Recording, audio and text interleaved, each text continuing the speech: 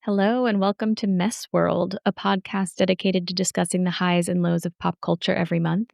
I'm Jessica DeFino and I write the newsletter Flesh World. And I'm Emily Kirkpatrick, and I write the newsletter I Heart Mess. And this is our second take because my whole day has been a small comedy of errors. I know we've already said hello so many times. It just feels fitting after the morning I've had at the DMV and not being able to return things to Sephora. I don't know. It just tracks to me that, Of course, your internet would be out. yeah, and that we would just have one endless stream of recording issues. I also kind of forgot that we're doing visuals now. Yeah. I forgot that we're on camera now. So maybe this second go will be better and I'll remember like, oh, I'm being perceived. I'm like, what I'm really going to try to do is not take as many sips. I feel like I was drinking a variety of beverages on the last I think that's YouTube, good. and I was like, oh, this is distracting. No, I think that's good. It breaks up the monotony of us talking, because they're like, "Oh, what's she We drinking? need to get What's this sip?" a Diet Coke Diet Coke sponsorship. Would love Mm. one. Would honestly love one. They just actually collaborated with Tarte, the beauty brand. So we have a chance. We have a chance. I will say though, I guess is a strike against us to get a DC sponsorship. But I will say I always crave a Diet Coke, take 3 sips, and I'm like, and it's satisfied, and I'm done. Wow, I've really? satisfied, yeah. And then I'm like, and now it tastes gross and weird, and I don't want it. I just wanted, I don't know. There's something about the first couple sips of like ice cold Diet Coke in a can.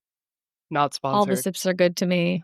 All the sips are good to me. I've been hooked on Diet Coke since I was a little baby. Yeah, me too.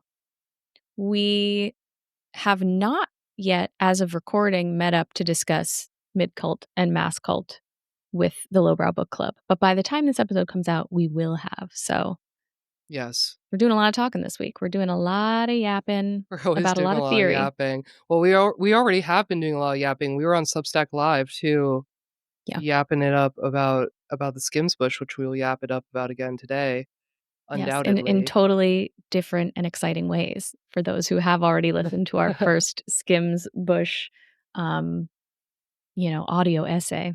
Yeah, but I don't know if we said we're going to be talking about mass cult and mid cult at our book club, not our first book club, our second book club. Our second book club.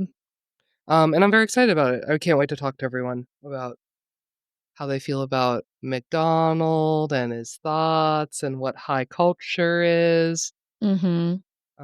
Yeah, it's exciting. And also how distinction, I think, complicates all of that. I still have to read Distinction. I know I have attempted before, and I feel it's so dense, and so I've been putting it off, but I'm going to read it. It is so dense, but it feels almost like reading a different language. Like if you can get into the rhythm of it and you stop trying to like translate it into English, you know what I'm saying? It's like suddenly you're like, okay, no, I get like the rhythm of this. I get the feel of this. And what he's saying is right. But sometimes there are certain sentences that I stopped on and I was like, oh, I have to go think about this for like 20 minutes. Or like read it over 3 to 4 times to be like, okay, I see where you're going and with that's this. Literally the intro. It's literally 7 pages. I know. I ordered the full book and it's like very wide. I'm like, oh, I'm never going to read this whole thing. My laptop is currently sitting on it because it's that type of book. You know what I mean? Looks great on the shelf, though. It does. I gotta say, I love the aesthetic of Distinction. One day I'll read 2 pages of it. Should we get started with our little Kardashian intro? Yeah. Everyone hates when we talk about the Kardashians, but we gotta sometimes suck it, And like you pointed out the first time we tried to record, this is really more about Emily. This is about than me. The Kardashians. And we love to talk about Emily. And that's what you should remember every time I'm talking, really, is it's about me. It's not really about the topic I'm discussing. But this one really is about me. I just want to talk about, why are the Kardashians stalking me? Why are they obsessed with me? Who wouldn't be obsessed with you? But I guess they're watching. It does feel like they're watching, and I really wish they would watch and cut me a check at the same time. Yeah. They can do it all. But yeah, I don't know. I joke a lot about the Kardashians watching me, but sometimes it gets a little spooky. And also, I think I need to put it into context for people, because I'm not just talking about what I'm doing at Mess and the Kardashians being observant about what I'm saying there, but the Kardashians and I actually, whether they know it or not, do have, like, a very long track record of kind of like a digital dialogue with one another. I think maybe I've said Mm, this on the pod in a past episode, I think so. but just from the nature of, like, the types of jobs that I've had in my life, it's like they're all pretty high profile tabloids that cover the Kardashians obsessively. And so I was always writing the stories, and so the Kardashians, I know were reading them because it was like Right. People Magazine and so it's Like the page Daily 6. Mail, it's page Yeah. 6. Right, so it's like I do know that it's, like, in their media diet and in their orbit, and I know they don't know me, but they were reading my work, and they were often responding to it. I was thinking about this last night, and I was reminded that when I worked at People Magazine, one of my most hated jobs was we would have to write about hair changes. So, like, Oh, yes. it's truly the bane of my existence. I think I've said this before too. Like, every time you get a celebrity would get a trim or a dye job or any Or a little change wig. or especially a wig, I would have to write a whole blog post about, like, wow, like, it's different. They're doing it. And so I worked there in like 2015, 2016, 2017. And so 2016, we're talking about like the height of King Kylie. Like, she was changing Yeah. her hair color literally every day, and literally every day I was having to write a story about it. And so I convinced my bosses at one point to just let me make a gallery of every single hair color that she'd had, so I would just have to update the gallery every day and, like, write a new cap it's Genius. thank you. I did a lot of that type of work at that job. Work smarter, not harder, you know? But so, basically, I created this gallery of all of Kylie's hair changes, and I put them in rainbow order for my own sanity so I could Huh. slot things in. And then I started notice after it was published that she started wearing hair colors that I didn't already have and that, like, fit perfectly into, like, open gaps. Like, I was like, "Oh, I need a hot like, a neon green." And then the next day she would, like, wear a neon green. I was like, "Oh, perfect, that just goes right in there." That's And I was like, incredible. I feel like she again, all speculation on my She's part, just but your it little puppet. it really did feel like she was, like, checking it to be like, "Oh, have I done this yet? Oh, I'll do that color." That I don't know. Anyway, there's a lot of those types of moments with that family. I at my live show the last year, I guess that was last year, I talked about Kanye and I have a similar thing, unfortunately. Right. We've really been in communication from afar. Anyway, so this week was just, particularly bad, and I mean bad in a good way, I guess, because 'cause they're doing everything I'm telling them to do, but they're just doing it Right. all wrong, is kinda my problem. Yes. And, of course, this started I mean, was it the beginning, end of last month maybe, or the beginning of this month when the face shapewear came out? And basically, I just told Kim, like, "Why aren't you wearing this? Why aren't you modeling this first?" Like, it just doesn't make sense to me, especially we'll talk about the Bush song too, but it doesn't make sense to me not to get the PR boost that she absolutely needs from this Mhm. product by debuting it first, letting people speculate, letting all these, like, Yes. narratives, conspiracy theories run wild, Right. and then coming out with the product and then it's selling. Like, that to me is the correct order, and she's never doing it. Completely. So anyway, I told her to wear the shapewear and literally the next week she was wearing the shapewear. So I was like, Too "Okay." late. Too little, Yeah. too late, Too Kim. little, too late always. I mean, that's the story between me and her is it's always too late. And Mhm. that's the case with this Bush song as well. I've been saying since 2023, "Get a Merkin." Yes. Now here it is. You've been the Merkin's most fervent supporter for We many just years. it feels like we could have saved a lot of time, and then likewise over the weekend, she wore a full runway look from Maison Margiela, the new Glenn Martin's, collection, and she wore the complete face mask, which again, I have been telling her to do. I don't know, when was that? 2023 when she wore, She um did do a full face mask a couple of years ago at something. Met well, Gala, because maybe? she did the Met Gala in Balenciaga, and around that time was also around the time of her divorce, and through kind of the final era of Kanye creative directing her, she did this series that was linked to the Met Gala look of, like, a series of really high fashion Balenciaga looks with full, like, leather face masks or full blackout face masks, and Mhm.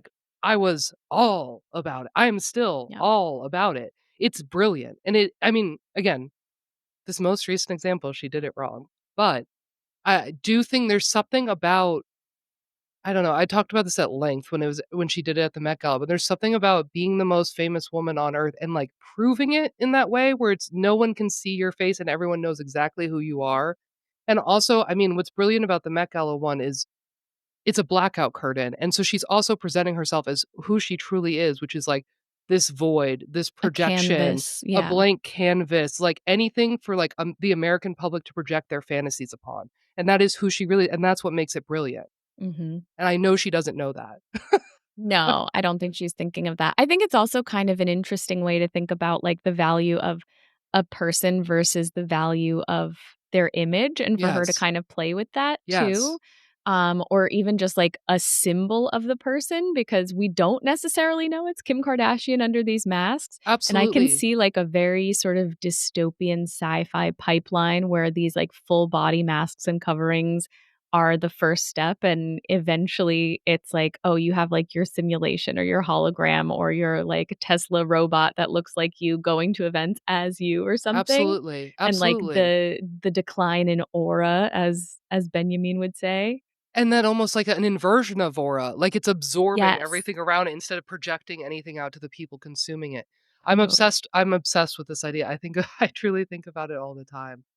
Should we talk about the Kylie lip kit outfit as in relation to this? That's what I was also gonna say is this is a family that's also, like, obsessed with its own iconography and, like, insisting Mhm. upon its own iconography and celebrity. I mean, I talked about this, I just wrote an essay for Slate about King So Kylie and, like, good. what it means to for her to thank you. What it means for her to, like, play with her own nostalgia in this way and, like, raise her former 17-year-old self up on a pedestal, and Kim does that all the time. We even see it in the way they wear merch with their own faces and stuff on it, like, they're hand selecting their own iconic moments for a mass audience to then consume and treat as like they insist upon itself is what I keep saying about their fame. But it's true and it's very interesting. And yeah, you see that in the Margiela mask is kind of an insistence upon the iconography of her body, Mhm. even her silhouette being enough to be like, that's Kim Kardashian. I don't know. I think it's very Right. interesting. Anyway, she did this Margiela mask over the weekend wrong though. It was a bad look. It just didn't work. But again, it does feel like she's picking up what I'm putting down suddenly. And then I think the final straw for me, I think I wouldn't have said anything except this is so weird. But most recently for the King Kylie thing, Kylie made a whole outfit out of her lip kits, like a bandeau and a mini skirt, a matching mini Yeah. skirt out of the lip pencils and the lip glosses.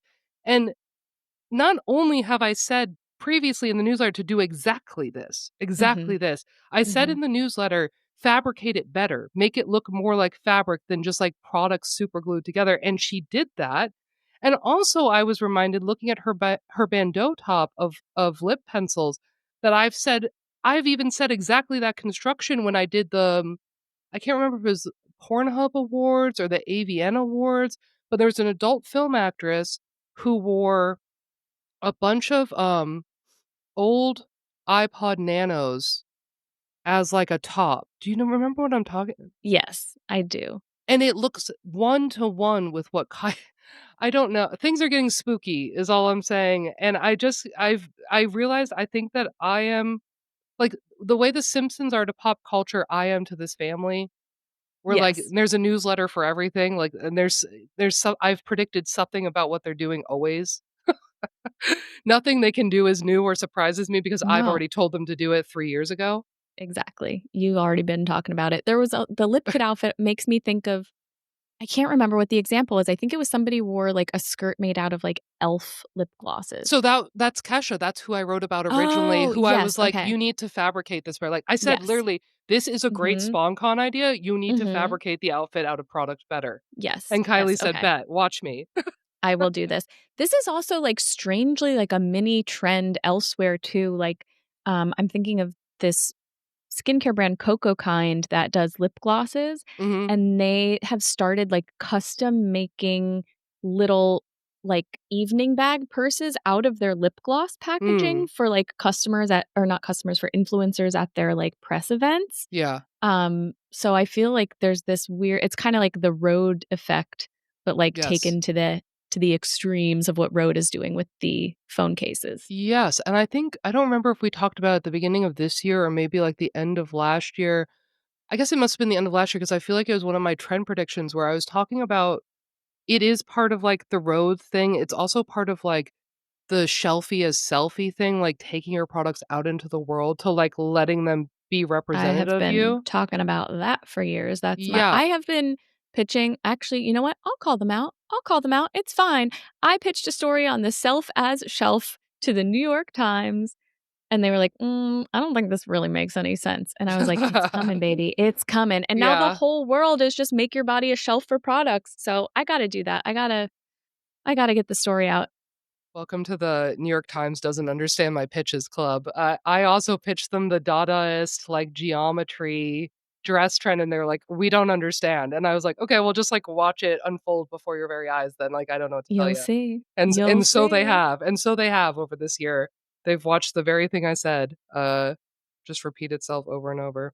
I think the moral of this story is just like give Emily money. Please, God, please. Pay Emily for her skills. Please, God. I just wish I mean, do celebrities not they know that they could pay me? Like, we could really turn it out, you guys. You If need you're to out there like listening, put a section on your website of like work with me. work with me specifically if you're an A-list celebrity who doesn't know what to do with themselves. Like, if you just have too Mhm. much money and you're confused at how to spend it or, like, what would be fun, we could figure it out Mhm. together. Spend it on Emily. You spend it on me, and then I could tell you some really crazy stuff you could do with it also. I think we could make beautiful, beautiful magic together. That's my pitch. Well, I want to talk about the Kim Kardashian Skims Ultimate Bush Faux Pubic Hair Thong a I little mean, bit more. you know I'm There's not available. too much more I wanna say. Of course, of course. It feels like it's so funny because it came out a week ago and it already feels, like, so tired. Isn't that so the nature of, like, Skims and the Kardashians, though? Like, everything the second they do it, you're like, "Oh, this feels incredibly dated, and I'm so sick of I'm it and over over it. it." Yeah, I think that's really Exactly. a fascinating phenomenon of them. 'Cause it's just like saturation, like, you get the amount of Mhm, press that somebody else would get over the course of a month in, like, mhm, 5 minutes, and yes, it's exhausting, and here we are giving them even more airtime, I so I know. we're aware, we know what we're doing. But, what I actually wanna talk about is the European Wax Center's response to Kim Kardashian putting out these pubic hair covered thongs, faux pubic hair covered thongs. So pretty much immediately, like the day after kind of vibe, European Wax Center put out this big campaign that was like super simple and it said, "We'll take it from here, Kim." Like there were billboards, there were like digital billboards. It was on social media. And I think Kim Kardashian even reposted it and she was like, "This is the best response I've seen." Um, Why? Why are you doing I that? know. Again, we don't know. We don't know what's going on in there. But okay, here's what I actually found really fascinating about the European Wax Center thing. I was reading the newsletter People, Brands, and Things, and they interviewed the European Wax Center team about this campaign, like how they pulled it together so quickly, what the inspiration was, blah, blah, blah. And here is a quote that I just can't stop thinking about from their marketing team. They said, European Wax Center is all about confidence and helping people feel comfortable, bold, and unapologetic in their own skin. And I just find I mean, like, of course, that's such a, bland Nothing marketing burger. line. Yeah. It's a nothing burger of, meaningless words. But I'm really fascinated about how they are framing the, like, cosmetically manipulated and waxed body as being confident and comfortable and real in the juxtaposition to this hyper real fake pubic hair thong. Yeah. And I'm really interested to see what the future, like as your bodies on bodies trends, as the Trump Loy thing continues, are we going to start seeing even the hyper modified actual physical body feel like, oh, this is me like embracing my own skin, even though Mhm. it's like, oh, you're actually destroying your own skin completely to make it conform to a beauty ideal? Is it going to Yeah. feel more like I guess even morally superior to manipulate your Mm. own body versus buy a hyper real, version of it to apply on top of the body, you know? I don't know. That's very interesting. Well, it is also it just immediately makes me think of, like, that is kind of already the language around, like, getting cosmetic surgeries of any kind, Yeah, like, this is the real me, like, I feel more comfortable in my skin now, like, this is yeah. yeah, it's how I'm supposed to look. I don't know, there's already Mhm. that kind of language couched in plastic Yeah. surgery that I imagine it's not that far removed, you know? Right, and I feel like there's a lot of, like, skepticism around that kind of I mean, maybe just from me, because I have a lot to say about this exact topic, later on in the pod, but I do think there's, like, some skepticism and some eye rolling that comes with that, but I do think as we move more toward these, like, hyper real, detachable Yeah, accessories, um, I wonder if yeah, just, like, the physical manipulated body will take on even more of, like, this moral dimension and like the actual unmodified body will just sort of cease to exist as like a possibility for us at all, you know? sure. I don't think it's that big of a stretch. To me, it feels like such a logical extension of what we're already doing. Like, to me, the merkin, right? It's like we already have wigs. I don't know. We Yeah. already have, like, pretty widely accepted wigs, and, like and there is a there's a morality and there's a racism to that as Right. well, you know, like, "Oh, this is Of the course. preferred hair because you can control it and it Mhm. looks white," and all you know, but Completely. there is already that kind of value system embedded in the hyperreal Right. hair that we're applying to our body. So, like, why Yes. not the pubic hair? Like, I could just see it Yeah. getting all wrapped up in that of, like, it's cleaner to not have pubic hair and then, like, wear fake pubic you know what I mean? Right. I can Right. see the, like, marketing angle of it, like, there's already so much disgust around that area and so many products telling you to be, like, Yeah. ashamed and it's dirty and whatever. Mhm. I can see that being like, well, here's a way to, like, have pubic hair, but in a Yeah. controlled, clean I mean, we talked Mhm. about a lot on the live stream that I think Skims is a lot about dominating and controlling women's bodies, and, like, Of I think course. that's a perfect, like, little encapsulation of it. Yeah. Yeah, and then it opens the door for a place like European Wax Center to be like, "No, your actual pubes are totally fine and clean Sort and of. healthy and we'll help you get rid of them." Like, you Right, to know? me, that is Kim reposting there's, like they are working in tandem in a weird way, Yes, yeah. because Kim is saying, like, you need to in order to wear the bush thong, you do kinda have to That's eradicate your true. real bush. Yeah. Like, they don't Yeah. really gel Yeah. together. So it's like, "Great, thank you, European wax whatever. You're you're Yeah, one you're half of the solution that doing me a mine is the real other favor half of." here. Yeah, I think they're, like, Yeah. in cahoots in a weird way. Okay, yeah. Brilliant. Yes. Okay. Oh, That's okay, exactly what we I solved it. we solved it. I feel at peace. I feel at peace with this observation. Woo!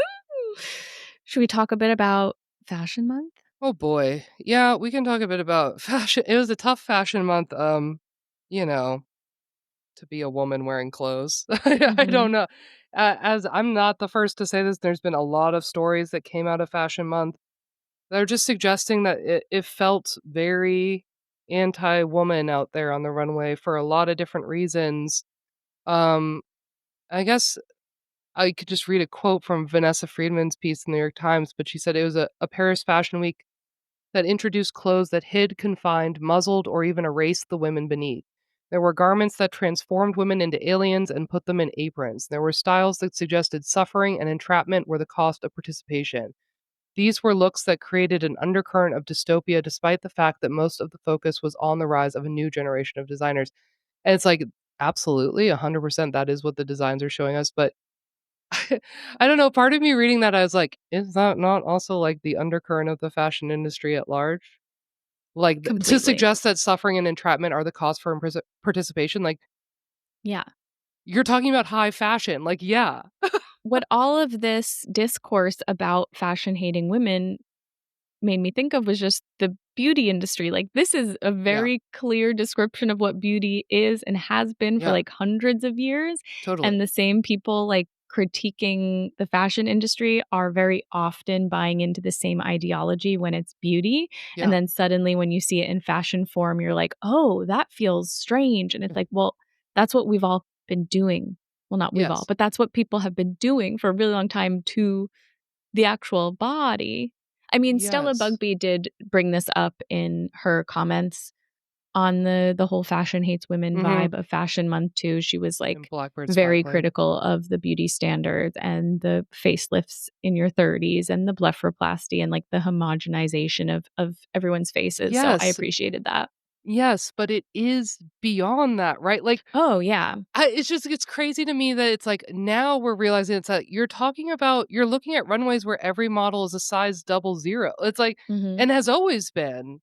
Yeah. And you're talking about brands that don't make like inclusive sizing. It's like, yeah, and there is entrapment and suffering inherent in a high fashion. In this system, It's yeah. they've just taken it to an extreme and made it so overt through the design itself that it's like now you have to confront it, but it Mm. is the very, like, foundation that fashion built. Also, I was just thinking while you're talking, it's like, what are trends except to, like, make you hate what you have, right? Like, Right.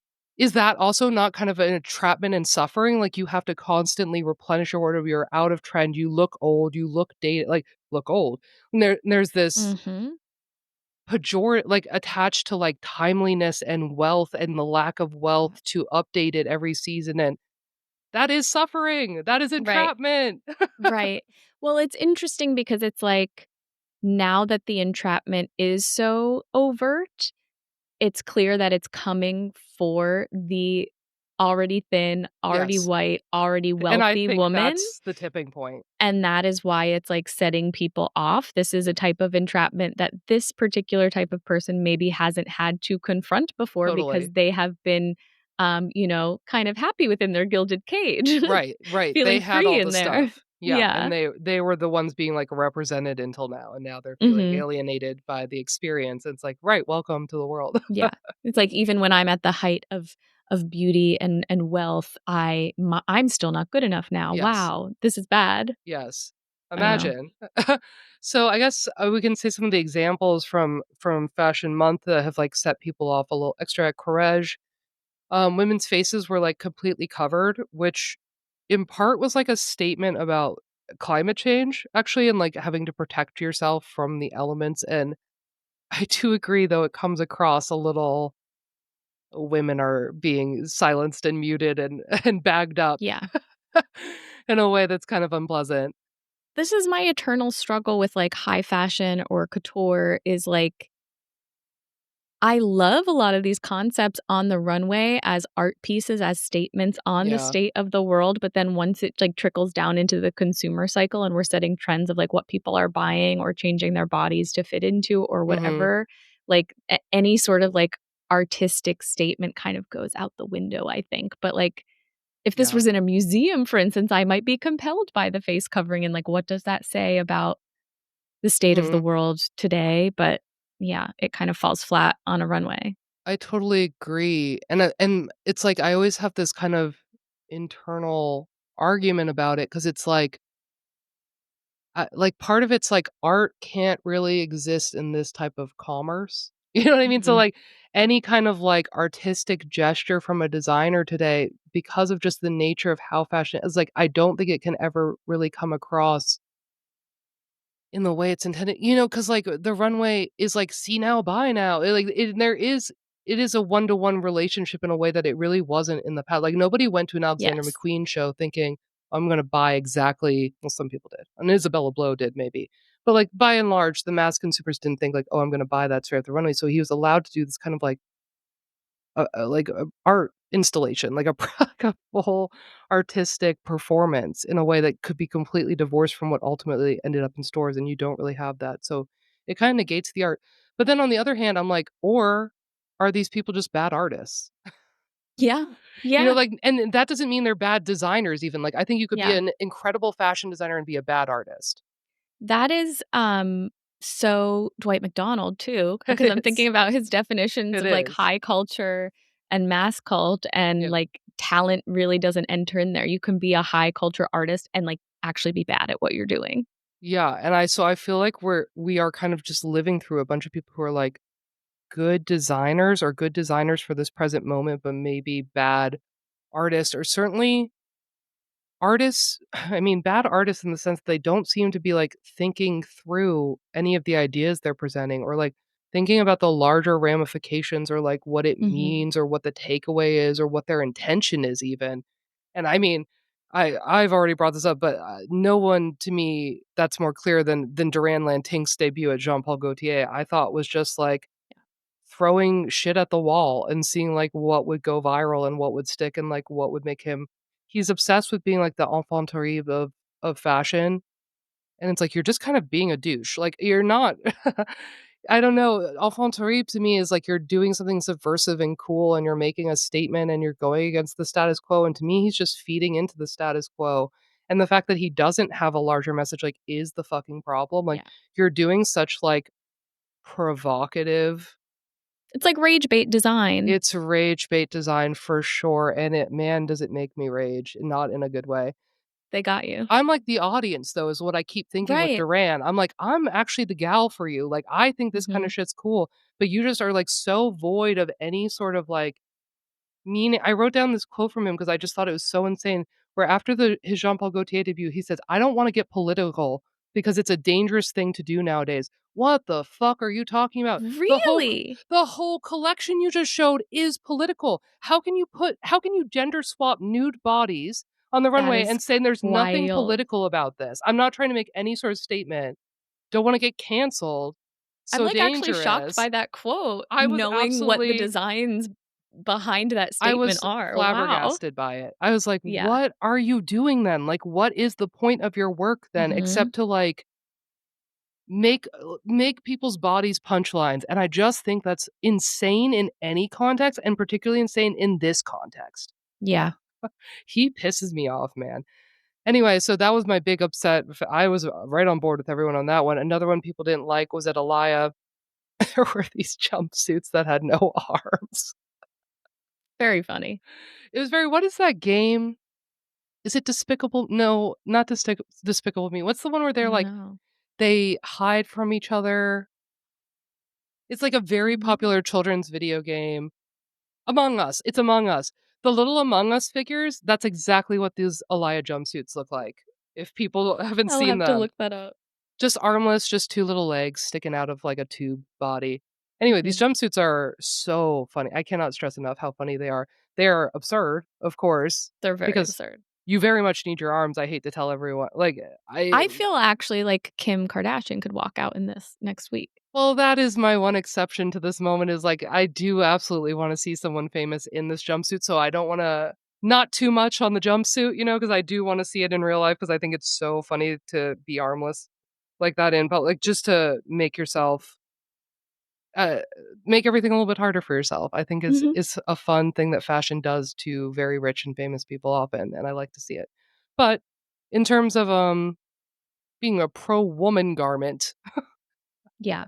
which also there's something wrong with even saying that, like, there can be anti-women garments and pro-woman garments, I'm already, like, Even the hesitant. framing of, like, fashion hates women in a lot of these contexts too, I'm like, it feels like anti-people in general. Like, I Yeah, know there are some specifically, like, woman-centric designs here, yeah. um, but, like, the Gautier stuff feels strange for all genders. The Margiela mouth guards, like, that was, people of all genders on the runway. There's some real equal opportunity, Yeah. hating going on, yeah. It's Yes, not yes, limited I yes. think It's people are like just saying anti-women because this is technically Women's Wear Month, you know what I mean? right. Like, so they're couching it as Totally. this is all for women, but obviously it's not just Yeah. for women, it's for all genders, but and there were also other people on the runway, not just women. I had posted something about the Margiela mouth guards, Yeah, it's something, huh?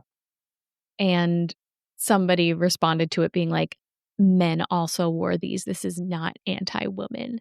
I was like, "Okay, I was just reporting the Yeah, feedback. I wasn't saying that, but right. okay, I get your point."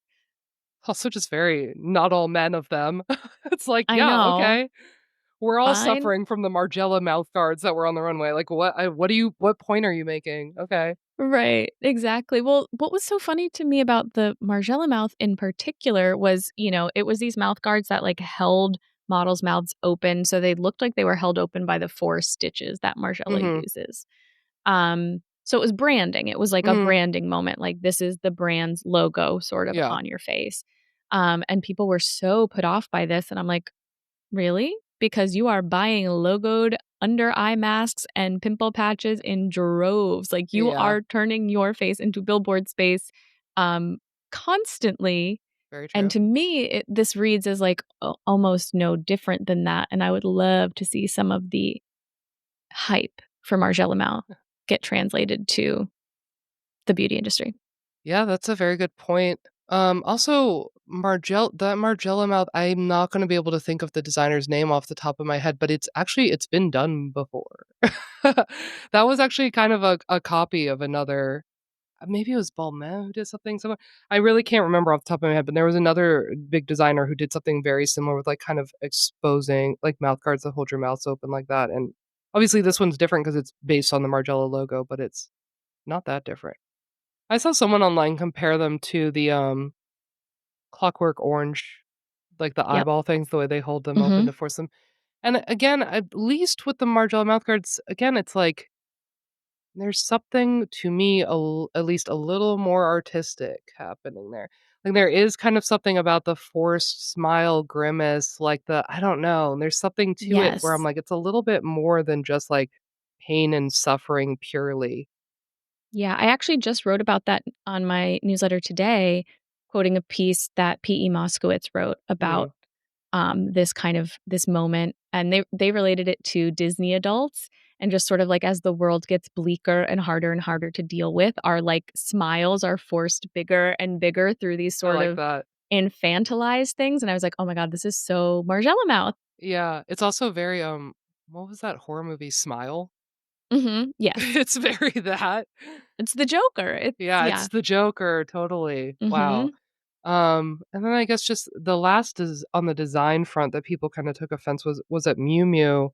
Miuccia Prada showed a lot of aprons. Just aprons. This one I don't know.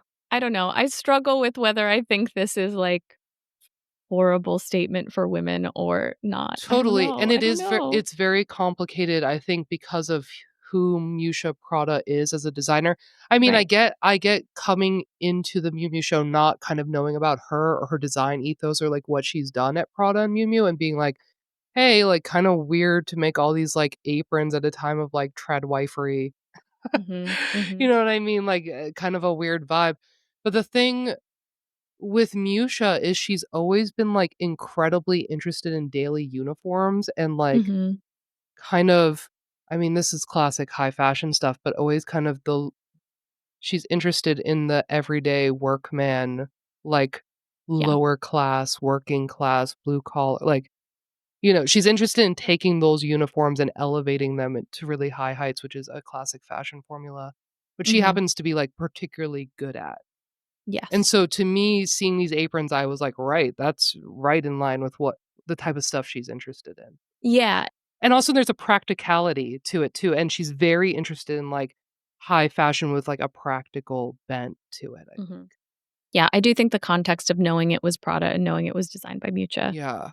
made me be like, "Okay, I'm not gonna see this as like a huge trad wife champion moment." Yeah, and I guess she said after the show that, the purpose of them is that she was interested in the real difficult life of women in history, from factories to the home. Okay. I don't know. Mm, And also, I feel like I'm generally more favorable to it because it is, like, a women talking about, like, women's work. right, And as opposed to a male designer, like, yes. constraining the body. Yes, and it seems more interesting to me that she would be, like, grappling with, like, women's labor in the home and Mhm. her own labor, and I don't know, that just Yeah, seems like a richer text to me than putting someone in a agree. tube sock and sending them down the runway, you know what I mean? And then, of course, everyone was incredibly thin and incredibly white. Yes. Should be a surprise to know. We've been on that trajectory since the day we stepped a single foot off that trajectory, I think. From Right, the yeah, days we started, like, reporting the diversity counts, I feel like we started backtracking on the diversity both in race and body completely. on the runway, so I was not surprised by that, but I think I don't know, it seemed to really strike home for a lot of critics suddenly Yeah, that that's true. I mean, maybe just because it's been pushed to the extreme because of, like, the Ozempic of it all, and brands yeah. really feeling like they can kind of in a Trump 2.0 era, also, I think, like, being anti-woke is, like, cool, like, not succumbing Yeah. to the mobs who, like, want you to Mhm. have diversity. I don't know, I think Right. that's, like, a weird bragging I mean, point. I also think it's again worth pointing out that the CEO of LVMH stood behind Trump on Inauguration Day, like, you know? You know? Yeah. Yeah, they're good pals. They're best of buds. They've really been supporting one another in a psychotic way that, I find it weird how little people talk about that. Mhm. That the Arnauds are, like, Agree. so deeply in bed with Trump. Yeah. Yeah, so there's probably, like, less pressure to have, like, a diverse and inclusive For sure. show for the There's sake no of the pressure. press, you know? Yeah. Yeah, yeah, there's There's not yeah. absolutely no pressure on that front. And yeah, I also just thought it was interesting in light of kind of what I've been talking about for a little bit now about like, some of these historical Dior references coming back under Jonathan Anderson and kind of like what it means to be referencing Mhm. both Christian Dior, what he was doing in the 40s and 50s, and of course, which is a reference to the Victorian times. And I don't know that also is quite anti-woman actually when you look into, like, what Dior was up to. Right. He really didn't like women that much, or he didn't like us, like, moving about and, like, having jobs and, like, voting and stuff. It's like, I love women when they're in their place. Yeah, exactly. When they're all corseted up and they can't bend over, then I love a woman. But there's a quote, that I've used in my essays before that I really love that's from Coco Chanel, maybe the only good thing from Coco Chanel. But she said that Dior, doesn't dress women, he upholsters them. And I don't know, I Yeah, think that's also just a good kind of summation of, like, what seems to be happening on the runways right now is we're getting upholstered into love fashion. I do love that. Yeah. And all that said, Grace Wells Bonner just got appointed to Hermès, and I think nothing could be better in this world Yes, than that her is designing menswear an at Hermès. exciting It's gonna development. be Yes, absolutely it's gonna be like Margiela at Hermès levels of, like, iconic, I think. So I'm looking forward to that. same. Oh, and then, excuse me, I have to go right into my next the Clown Couture is here, everyone, it's Woo! coming!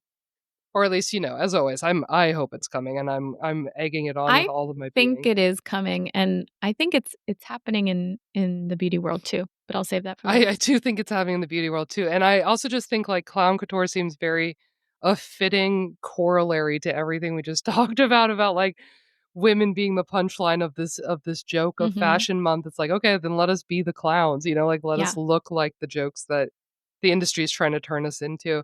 So I started talking about this, like, maybe a year ago because I've been obsessed with, Sarah Sherman on SNL. The way that she dresses, I just think is so cool, and it's so, like, singularly her, and she's been dressing like that even before she was on SNL. Now it just seems like she has the money to, like, really ball out on it in, like, a pretty Mhm. fabulous way, but it is I don't know how else to explain it except kind of like clown.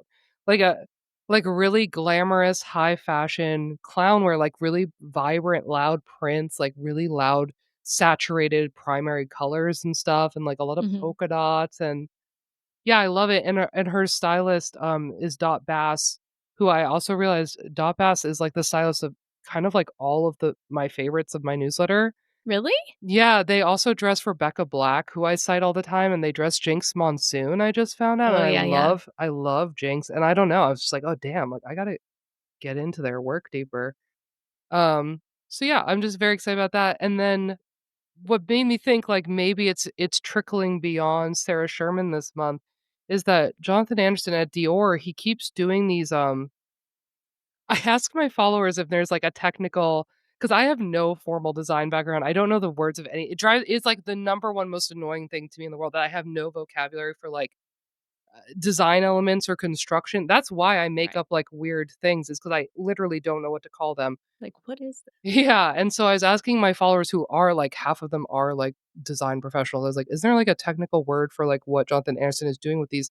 Basically, he makes big, like, loops of fabric, like, a ton of them, and, like, that piles them together into kind of this voluminous, fluffy thing. The first We've seen this in through all of his work. He did it at JW Anderson, he did it at Loewe, and then when he kind of was doing his early debuts of his women's wear work, he put Anya Taylor-Joy, which is, like, one of his constant muses, in this dress that the whole skirt was kind of these big loops of fabric, and I asked my followers, "What are these? What's going on?" And they said that it's like, a style thing that was incredibly popular in the 17th century Europe, weirdly, and that she said that they may have been called fancies, which I think is very fun, and I Ooh, do I think we love should that. just call them fancies.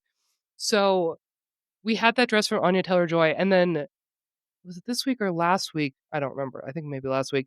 We had Natalie Portman in basically the sweatshirt version of this dress where it's just a gray, boring Oh, sweatshirt. yes. I saw this. But the whole neckline was these fancies, these loops Yeah. of fabric in a way that was, like, incredibly clownish to me, but, like, the most Mhm. depressing, like, Drab normcore, gray drab sweatshirt clown you've clown. ever and that also is, like, incredibly compelling to me, like, just I the know, most like, we've depressed. robbed the clowns of their joy Yes, even, like, he's you just know? so unbelievably depressed, like, all he can do is put on his little clown sweatshirt in, like, the sad gray stains, like, he's just schlubbing around the house. He can't He's even, like, bed-rotting in juggle. his Yeah. yeah. He can't even honk his little nose. He's so sad. Anyway, so I've been obsessed with that, and I would love to see more clowns out there, even depressed ones. And, well, what I'm really hoping it's all angling to is I wanna go full Elizabethan ruffs. I want, like, Oh, full yeah. stiff Oh, pointed yeah. collars, even to the point of, like, dog Mhm. cones. You know when dogs get, like, Mhm. fixed and they have to wear the Yes. wouldn't that be fun? I can see this. I can see this, and I love this. And also on oh my god, this just occurred to me, but if you did wear a dog comb, because they're see-through, you could fill it up with stuff. It's like a You new get what I'm purse. saying? Yeah, Yeah, it's like a yeah. brand new purse, you could just toss stuff in Mhm. there, or you could put All your snacks beauty in there. products. All Oh your my beauty god. products, you could put some popcorn in there, have a snack later, put a Diet Coke in Stop. there. I would love to. Just That's saying. so funny. No, I love it. I mean, the blush blindness thing, I believe, Yes, very clown. was a manifestation of clown makeup, which I like Yes. to call Pagliacci core. We Yes. saw it on the Marc Jacobs runway last year. He had these, like, big pink splotches of blush, very clown-esque. And then, something that I remember from a couple months ago maybe, Magdalene J. Taylor, who Mhm. writes the newsletter Many Such Cases, wrote a little report on the increase in women with pictures of themselves in clown paint on their dating profiles, like, as a little joke of, like, "I'm the clown in That's a this good joke. situation because dating is so ridiculous Yeah, and that's a very and good joke. yet and yet I'm here." I love that. So, I do think this trend has legs. Also, you just reminded me, we've had Julia Fox, like, whiting out her face at, like, every event that she's gone to Oh, recently. mhm. This All is part she's of it. doing is, like, very, like, wan Mhm. Victorian ghost glam. Mhm. Yes. And I hate her glam, but I will say I am interested in a whiteout face. It's very also, something I've long wanted to trend. It's very insane clown posse as well. Oh, yeah, you've talked about this before. I love them. I love the way they dress. I love the makeup. I love the whole bit. Actually, I was a clown for Halloween last year. I just did, like, chic little clown diamond eye Ahead of the makeup. curve as always. I know. Maybe I'll do it again this year. Who knows? I'm very stressed about my Halloween costume, by the way. I have no thoughts. And last year I thought everyone was gonna this is such an aside, this is not important to anyone listening, but It's important to me. last year I really thought I nailed it so good, and absolutely no one knew that I was JoJo Siwa. Wait, I was just gonna say you were JoJo Siwa, and I thought of you when I saw pictures of the Louvre heist because they were Yes. wearing those construction vests, and I Yes. was like, "Oh my god, JoJo Siwa It core." was me. I was the jewel thief. I thought of you My immediately. vest was rhinestone, so you would have Yeah, known it was me immediately. Yeah, no one knew, who I was or even who JoJo Siwa was, and so it was a very humbling evening that's for me, and I realized that shocking. I'm online in a way no adults my age are online, and it was very I wish you had cards to it's pass tough. out a link to this podcast to everyone Oh who didn't god. know who you were because they need to be I listening. literally had a video of JoJo Siwa dancing the way that she danced pulled up on my phone so I could show it to people so they could understand what I was doing, because I tried to show this is so embarrassing. I tried to show them the dance even because I was like, "Surely you've seen the meme of the iconic dance that she does," and they were like, "No, we haven't seen any of the things that you're Oh, doing," and I was no. like, "No worries." Like, that makes me sad for them, it makes me sad for JoJo, and it makes me sad for you, you Violently know? vibrating alone in a party, trying to explain to grown adults who I am. Oh, It was a no. really good costume though. In literally any other crowd, I feel like I would have killed, Yes. unfortunately. Yeah, so anyway, I have no content I have no costume this year and I don't know what to do. Let's be clowns. Okay. I'm just gonna do it again. Some more clownish behavior. No Please. offense. I have to talk about this story that came out in the cut earlier this month called Why I Got a Neck Lift at 41. and it's an as told to story. And the story is from a pretty well known esthetician, Sophie Pavitt. She has a skincare brand called Sophie Pavitt Face. She is Lord's esthetician. She works with celebrities. And so there was this big story where she came out and had cosmetic transparency and was telling everyone, I got a neck lift at 41 and also a blepharoplasty. And Is she 41 now? Is this, like, a current thing, or is she, like, looking back at, like, when I turned so it doesn't she matter, I is guess, but somewhere around 41. I okay, think the story said, like, I got this done over a year ago. okay. I was just curious, like, how So, yeah, recent the experience was, I guess. it's pretty recent. But okay, so the story is just kind of like this a bizarre reading experience for me. Did you read it? I don't know if you No. saw it. No, Okay. I saw the Okay, headline and I well, was like, let "I'm me tell cool. you. I'm good, actually." So it has like, what is now a typical, if absurd, mashup of ideologies where in one sentence it's like, aging is a privilege. I know this. I know that I'm so lucky to get old. And then the next sentence is detailing all the ways in which she is reversing the look of aging with like a neck lift and a blepharoplasty specifically. She talks about how she's had two kids and post baby, she just didn't feel like she looked like herself and she wanted to look like the way she did before. And so, okay, I have so much to say there, but I want to read this passage from the book Intact by Claire Chambers because Yeah, that's please. immediately what I thought of. So, Claire Chambers writes in her book, the very idea of this suggests that there was one moment when you had the body that was really authentically, naturally yours. On this understanding, our real bodies are not the saggy, stretchy, lumpy, wrinkly ones that somehow we find ourselves in. When people try to get their bodies back, they are usually aiming for the post pubescent body that exists for perhaps 10 or 20 of the average 83 years of life. Somehow, that minority body becomes not just the ideal body, but the authentic body. Um, and I just like wish that we could get more of this kind of thought going in mainstream beauty because I feel like when we don't have any pushback in these like as told to type stories, Yeah. it's so easy for the messages to become like, do whatever you want and you're doing it for you. And we're just like not thinking about the ways in which that is not true. At the very Um, least, like, why is there no I mean, why is there no, like, balance in these types of stories being told, like, "Okay, if you have right. to tell this story about feeling not like yourself and getting a neck lift at 41, like, where is the story about, like, the intact perspective of, like I don't know, Yeah. like, where's the just kind of the balance in media coverage?" And also, I will say, as someone who's never read Intact, but you've definitely quoted it before in your newsletter, Hmm. it, like it's rocked my world. Like, I It's do incredible. bring up these quotes all the time when my friends are talking about, like, stuff they wanna Yeah. get done or, like, fixed or whatever. Because there's another quote you've used before in your newsletter, it's something about,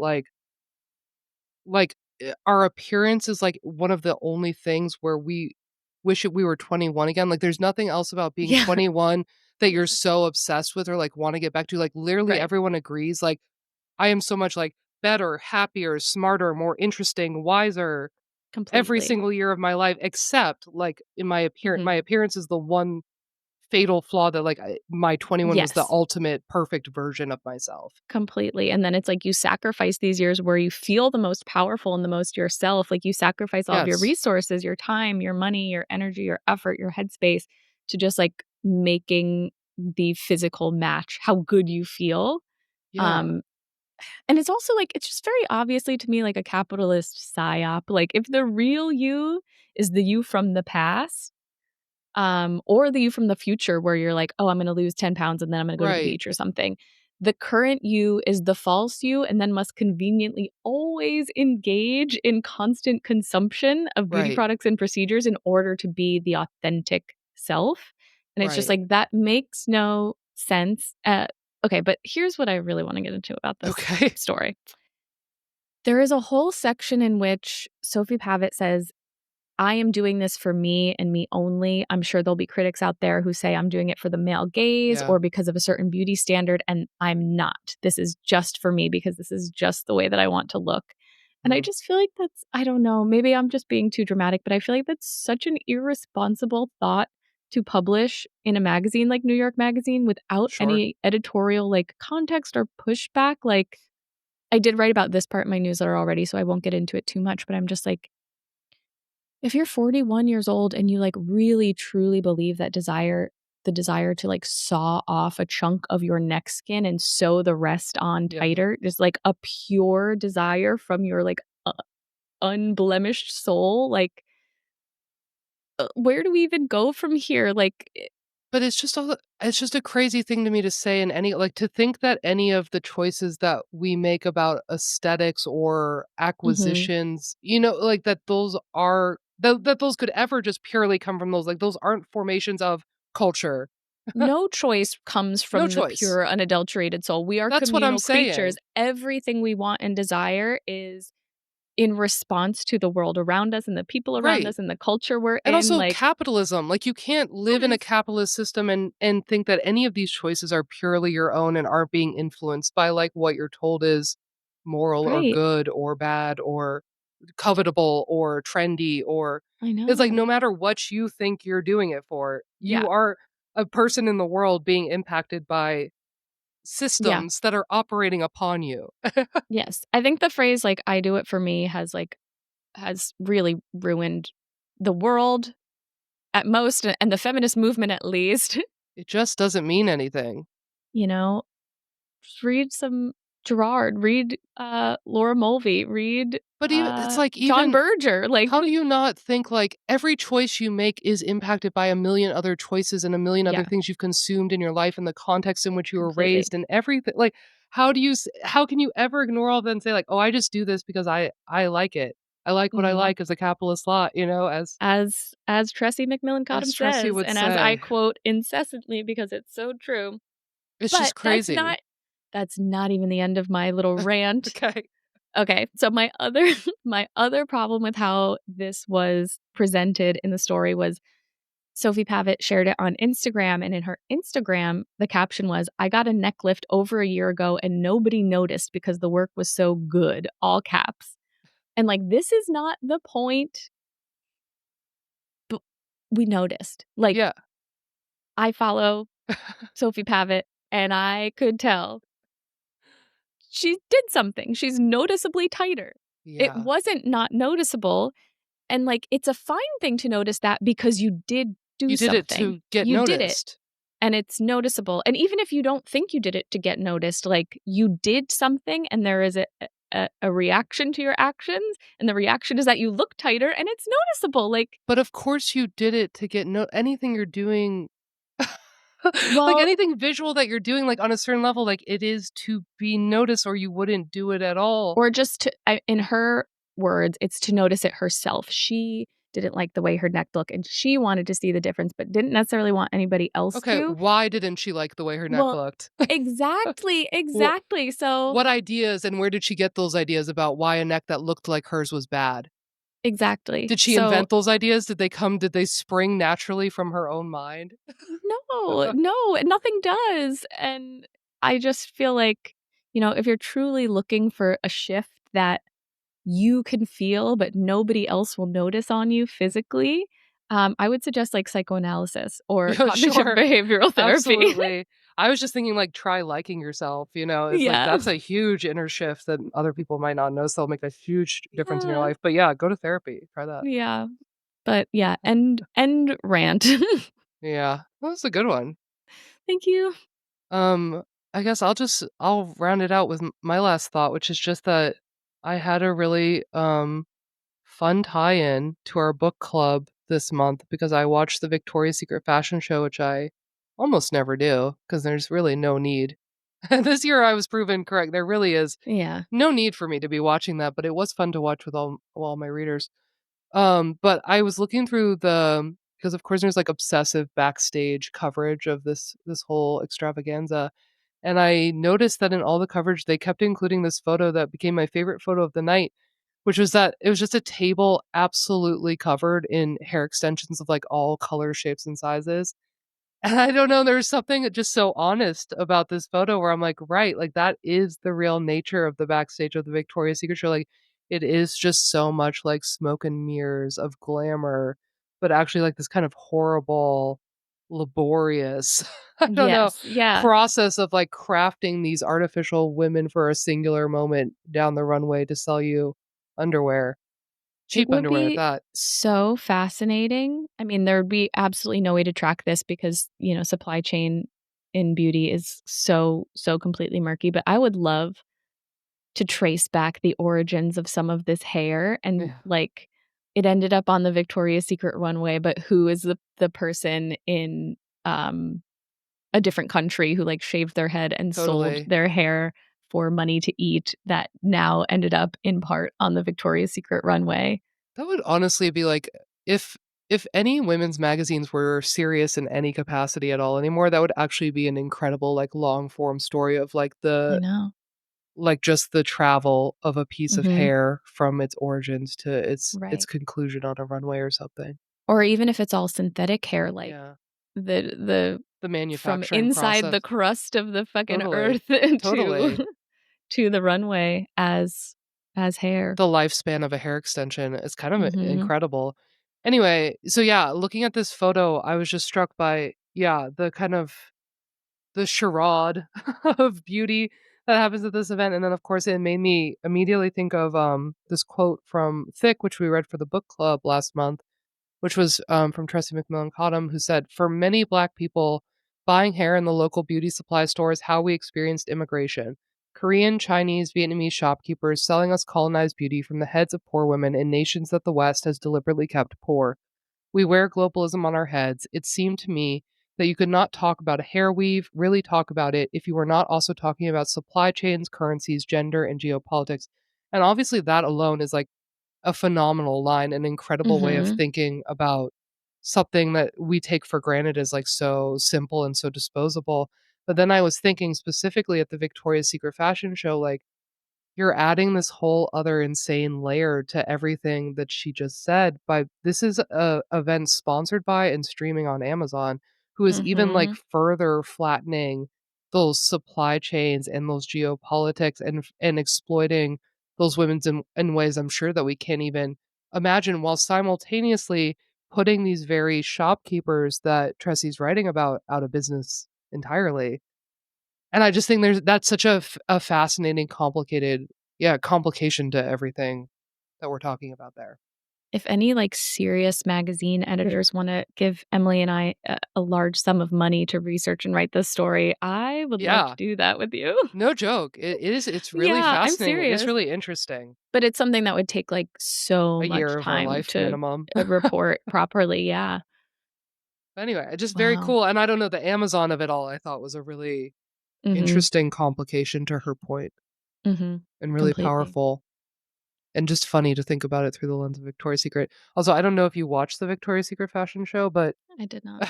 they had a whole pink carpet rollout ahead of time, you know?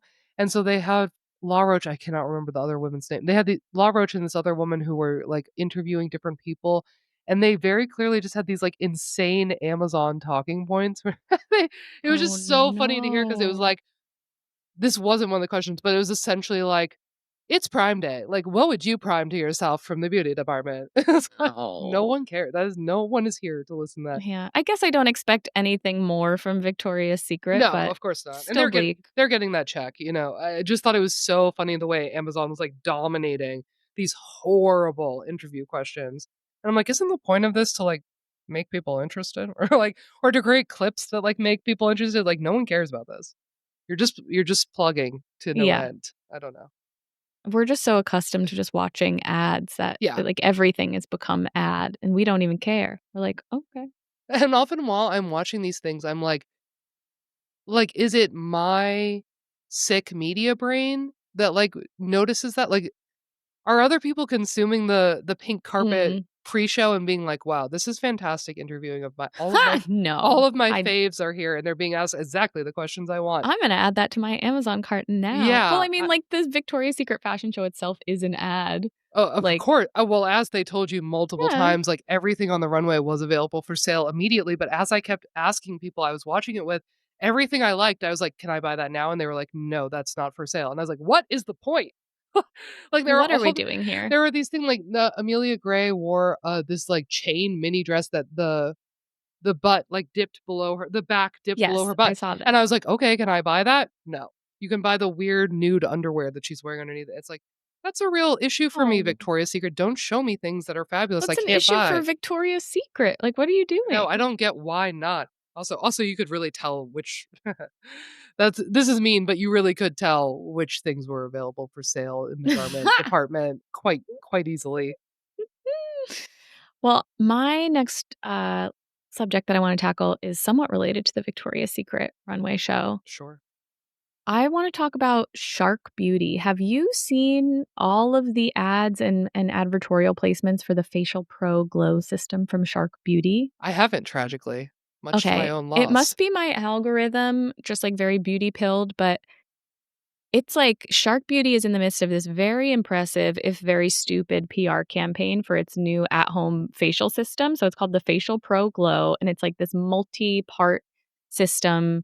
So you give yourself like a hydrofacial and clean out your pores with extractions. There's attachments that like go hot and cold for facial sculpting. And there's two skincare products that come with it. One's called Detox and one's called Infuse. But the press for it has been so wild. Like there's standalone features in Vogue, The Strategist, Whitney Port did an Instagram for it. Sophie Pavitt again did it is the like face of the Shark Beauty thing. Okay. I got a ton of press releases that Shark Beauty was used backstage at the Victoria's Secret fashion show. They hired like Kris Jenner to be at one of their events. Like, so they're really getting everyone in every Kris Jenner demographic. again, it's the MAC foundation thing all over again. It's like, "No, Exactly. that's a facelift." And now with Sophie Babbitt too, it's like, "No, that's a I neck know lift." that's a neck lift and a blepharoplasty. Um, but okay, so what I'm finding just like annoying about this marketing is that the product landing page claims that it like supports the skin barrier. So that's like a big claim to why you should use this product. But then the marketing materials emphasize the importance of eliminating your dead skin cells, which are also known as corneocytes, and getting rid of gunk, which is also known as sebum, which are like the two main components of a robust and resilient skin Sure. barrier. And it's just like capitalizing on the fact that people don't know this and like there really is no way to support your skin barrier while eliminating all of your oil and dead skin cells. Like that is what the barrier is. They We even gotta get rid had of gunk. Everybody hates I gunk. You hate gotta get gunk. rid of it. I think beauty brands should not be allowed to call sebum gunk.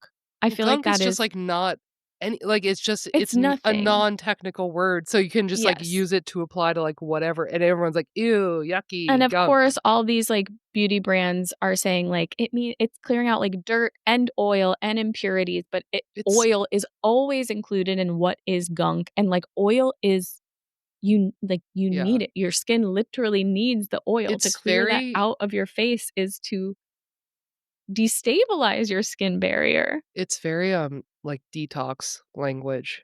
You know what I mean? Like Yes. And one of their products is literally called Detox, you know? And I'm just like, this is such insane framing. It makes me so mad. And then the other funny thing about it, besides the fact that it's like promoting itself as skin barrier support while decimating your skin right, barrier, sure. is that Shark Beauty is part of Shark Ninja, which is like the Ninja home tools company. So they sell like vacuums and blenders, like the Ninja blender. So it's like this beauty division of What? like house cleaning power tool kind of things. It's very similar to the Dyson beauty jump where Dyson was doing like vacuums and now they're known for Or it's very hair like, dryers. Suzuki, like, what? Yeah. It's just very interesting to me when they're just like, "Let's just jump across industries." Like, no Yeah. way, people are gonna be Yeah. into it. And so it doesn't shock me that they're kind of treating the facial as like a power tool to like Sure. hydrofacial suck out all the gunk from your Yeah. You pores. gotta, Like, like, power wash your yeah, face. exactly. Yes. Sure. Oh my God, that's it. It's a facial power washer and it's, I think pretty unnecessary. Well, it seems also, like, speaking of facial power wash, it just reminded me, like, it seems like the way people are interested in doing, like, extractions at home or those things that, like, flush out your ears of earwax like, Mhm, people are very mhm. interested in kind of, like, degunkifying their body, Yes. whether they, like, actually might need some of that gunk or not, like, Yeah, it seems like it speaks to almost people's kind of, like, obsessive compulsive stuff with, like, yeah. purity and I cleanliness was and, just like gonna say it's purity culture and it's like cleansing the body of the abject. And part of objectifying is getting rid of the abject. Like when like Totally. eliminating the abject from the person turns the person into object. That's And crazy. gunk is abjection quite literally. Like your pores expel it. They abject it from your pores, you Wow. know? And then pop them in one of those, like, Elia medical tubes, and you've really got something's happening there. I know. The other really funny thing about this too is Shark specifically promotes their like it's like 2 chambers system so that one of the chambers is full of the dirty water and one is full of clean water, and they call it visual proof that you're purifying your skin because you have this whole chamber of, quote unquote gunk. So it's so purity I'm culture sorry, coded. Like, that's vacuum talk, is what you just told me, yes, like, I that's know, I how people know. sell you vacuums, like, That's what you're doing. You're vacuuming your pores. that's how people on TikTok are trying to sell me a Bissell, like, steamer, like, they're showing me chambers, they're dumping water dirty water out, putting clean water in. That's very This funny. is yeah, this is the new frontier for vacuum companies. Is the face. Sucking the gunk out of your pores, classic. Mhm. Mhm. But yeah, that's all I gotta say about that. Fantastic, should we talk about our main topic today? We are gonna talk about the life of the showgirl, the life of a showgirl, the newest album release. The preeminent showgirl. Taylor Swift, our Yeah. nation's top showgirl. Yeah. We talked about this kind of like right when the album came out on Substack Live, but it's Day of. but it's been really fascinating since that talk to kind of see the full fallout from this album in a way that I really did Yeah, not anticipate, and also kind of like the conspiracy theories that have arisen out of it, and I know. yeah, a lot of drama. So much drama. Um, I haven't really paid attention too much to the drama, although I will say the first time we talked about this, I was like, "Oh, I've listened to this album like 3 times now in preparation for our live, and it's horrible. I hate Mhm. it." And, that holds true, but I can't stop singing Father Figure. It's been stuck in my head for weeks, and I'm like, "Oh, no, I think it's a But bop." but do you like Father Figure or do you like George No. Michael? I like George Michael, that's That it, but it's like the version I'm singing is the Taylor Swift version and sure. not the George Michael I version. just felt I mean, again, I'm not the audience for this album. I am not the target Yeah, demographic. I just felt with a lot of these songs, I'm like, right, this is a good song because the song that's interpolating is a good song. Whatever. exactly. I live with a Swiftie. I live with a hardcore Swiftie man. Yes. And my experience of, living the album vicariously through him was that it seems like y'all are Stockholm syndroming yourselves into loving this music because he started out the day also hating the album, and by the end of the day, he's like, "Actually, I'm gonna retract this, like, some of these are actually, like, really good." I was like, "Okay. I think you've just, like, obsessively listened to it until you Oh, convinced yourself it's good," but, I'm glad he found some enjoyment, I suppose. yeah. I think that's like microcosm of the macrocosm with like entertainment today is like Mhm. That's not a true. lot of it's good, but we watch it and we end up enjoying it because that's what we've been It's what kind of we like have. trained to slop up, you know? Yeah. This is the slop we have, and so you gotta This is the enjoy it. slop we have, and so it's the slop we love. Yeah. Yeah. But I mean, there's a lot to say about like the aesthetics of a showgirl and where Yeah. the aesthetics of this album sort of I'm didn't. I mean, as I said on the live, like, my foundational problem with the aesthetics is, like, I can't wrap my mind around what her team is ever up to or, like, what they're doing, kinda what their purpose is, like, how they're spending their time and why it's not on the outfits or the hair or the makeup. I just don't understand how you're showing me promotional imagery where none of the garments fit correctly and they're like corsets. It's like, Mhm. what do you mean this doesn't fit her? Also, Right. Photoshop it. It doesn't have to fit her. I'm looking at a Well, doctored image, like, it doctor seems it. they did AI video and imagery for some of the Oh, album right. promotional materials, so, like, why not, use that for the corsets to make them fit? I don't I know. forgot about the AI of it all, which is Allegedly, I don't know if we've allegedly confirmed. I don't think anyone would ever confirm that they're actually I don't think any major artist, any major Right. celebrity would publicly confirm they're using like, Yeah. why get the backlash? Why Just, do like, that? have the plausible deniability, but it did seem I mean, from the screenshots I saw yeah, I mean, it wasn't adding up to me, that a graphic designer of some sort would be doing that. or an Yeah. animation specialist would make such errors, but perhaps. You never know. Her stylists are Yeah. making errors, so anything's possible, I suppose. Well, it's like, okay, here's my question for you is like, are those errors, quote unquote errors somewhat intentional? Because I do feel like it's been talked about to death, I know, but like Taylor Swift uses her like not so great style or kind of weird, not fashiony, not flattering outfits to signal a sort of relatability. Listen, I agree. Listen, man, I agree, but I also feel like at that point we're using this to excuse mediocrity and like people not performing Mm, their jobs correctly. And there's a time and there's a place for everything. Like with her street style, yeah. absolutely. I think that's a gimmick. Yeah. I think that's a relatability tactic. I think she wears affordable mid-range clothing that her fans can sell out because it also makes her look super influential, right? Like, oh, I wore Mhm. a J. Crew miniskirt and now you can't buy that anymore. Like Right. that makes you look like, Kate Middleton or something, I don't know. Yeah. Like, having that type of power, and so I do think with that stuff, it's intentional and it's, like, relatable, "Look at me, I'm a regular girl," but when we are looking at imagery for an album rollout, nothing about that needs to be relatable, nothing about it is relatable. Yeah. I don't think there's any excuse to be it's like going to the Met Gala and being like, "Oh, she's just trying to be a relatable girl at the Met Gala." It's like, well, that's not the time to be relatable, is it? That's the time to look fucking good. My counterpoint to this, which I don't think is intentional for them, and I don't think if it was intentional, it's executed properly, but Mhm. I do think that in the, archetype of the showgirl, there is supposed to be this layer of relatability because you're supposed to see behind the facade. So I'm like thinking of the showgirl But it's archetype double really. facade. I know. I There know. is nothing There is behind the no real. facade. She would never let us Yes. see the thing behind the facade because it would Yes. lay bare, like, what she's actually doing, where Right. she's a very good, like, capitalist CEO is what she actually like, and you Mhm. can't ever see that because to lay that bare, like, it negates all the art that we're seeing. Exactly. And that is my main gripe with this album aesthetically is like I was, I'm not a Swiftie, but I like some of Taylor Swift's Mhm. music. I know a lot of the songs. I was very open to loving this album. And I don't know, when I think showgirl, I love a lot of like showgirl media. Showgirls, Yeah. the movie, love Gypsy, the Broadway musical, I'm obsessed with. Yes. Showgirls truly to me is one of the great films of all time. I can't Yeah. express enough, like, if you want to I just think it summarizes mess and my taste in a nutshell. It's like Yeah. Showgirls and The Room, like, to me are two of the Yeah. greatest pieces of bad, perfect set. Like, it Mhm. circles right back around to iconic again. Yeah. And as I said on the live, the fact that there are no references to the Showgirls film, I find Nope. inexcusable.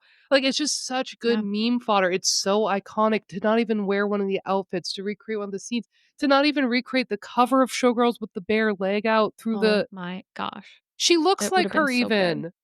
I Like, know. the curly hair the curly blonde hair, she could have just really fucking killed it. I don't understand why not. Mhm.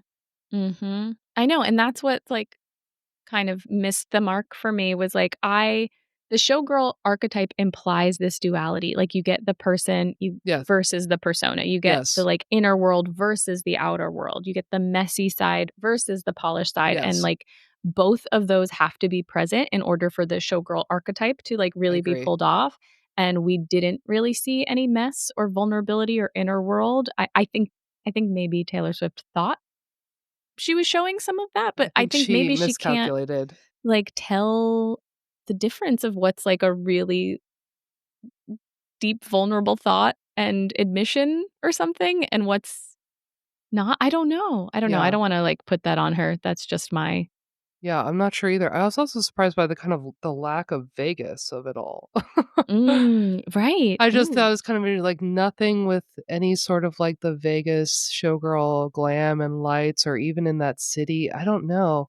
There's something odd about that to me as well, or and also we have all these I've also been pointing out in the newsletter, we have all these other celebrities kind of, like, having their own showgirl moment at the exact like, wearing yes. real showgirl outfits that are so much better than what I'm seeing from Taylor, and I'm like, "Why are you even letting them do that?" Like, as the Mhm. dominating cultural force she is, as a multi-billionaire, it's like, "Squash Right. this. Nip this in the bud." Like, make it actually like, buy up the backstock. I don't even know, like, I know. she could make this the same way she does with her albums, like, dominating the top of the chart. Like, you could do that with fashion, you know? Like, you could edge people out of I getting the know. stuff that you want. Addison Rae That's in what I the mean. Gypsy Rose Lee How does that dress, like, happen? literally the night of the Of the release. release. How does So that wild. happen? How does that happen? How do you not block that sale, block that rental? Like, I don't know, like, how are you I not in love that that it dress? happened. I I love love that. I that it mean, happened. I love that it happened too. A gorgeous dress, and Asin looks so good. Asin is, like, the right She girl does. for that type of dress too. Yeah. But it's just like, I just don't understand. What is the point of having a glam team to not execute on things like this? Is what I mean, I rant Mhm. about this with the Kardashians too all the time. Like, what is the point of Right. having this money and this access and, like, everything at your disposal if not to execute on it?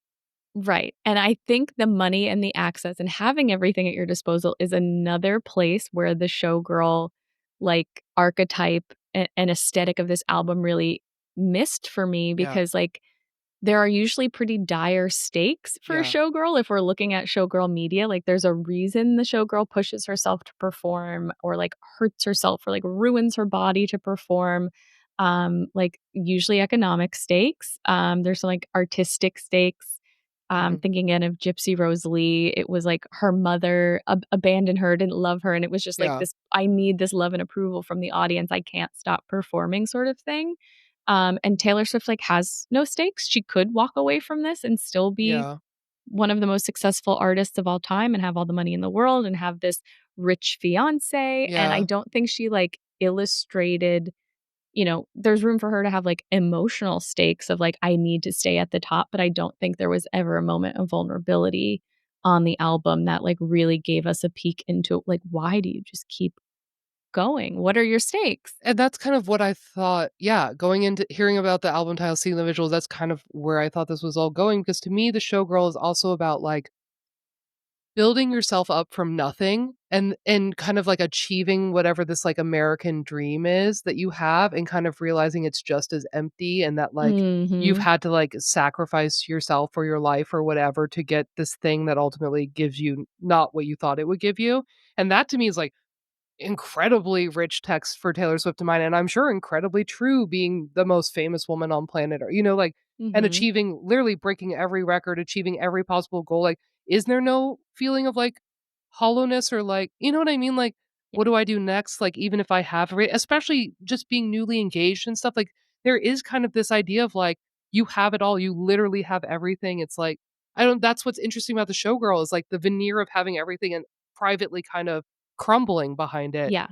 But it's like she can't let Mhm. you have that moment, and I mean, I think we really clearly see that on the Charlie XCX song, Right. where it's like she can't allow herself to have that moment of vulnerability, even just to say, Mhm. like, "Hey, that really hurt my feelings." Yeah. You know, that like, that Yeah. wasn't a very nice song t for me. I think even would have been more sympathetic than how hard she came at Charlie for being vulnerable and for being, like, emotional and very honest in a way that so many people did that made so many people relate to Charlie to be like, "We've Right. all had that experience with someone who we thought was, like, better or perfect or has all the things we Totally. want," and just fuels insecurity in us, whether it's justified or not, which I think Yeah. ultimately Charlie's saying, like, "I get that it's not, but, like, I Mhm. feel it any sympathy's a knife," you know? Right, and like I said, on our live when we talked about this, I really do think Charlie XCX and Brat specifically embody this showgirl Yes, archetype way more than absolutely, Life of a because Showgirl, Brat like is the performance, Brat it is an is. archetype that she's, like, having to, like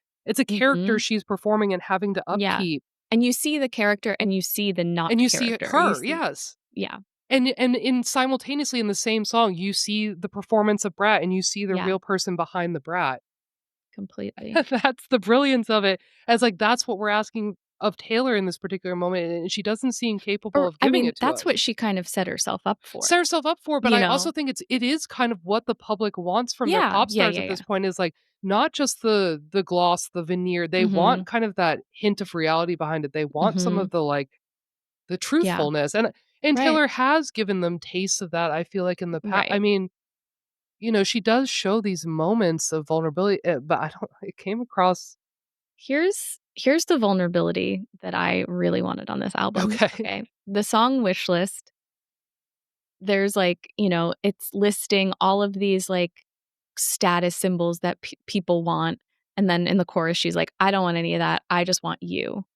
And, okay, one of the verses and I've talked about this a little bit before, but one of the verses, her lyrics are, "They want a fat ass with a baby face." And then she's like, "I just want you, I don't want that."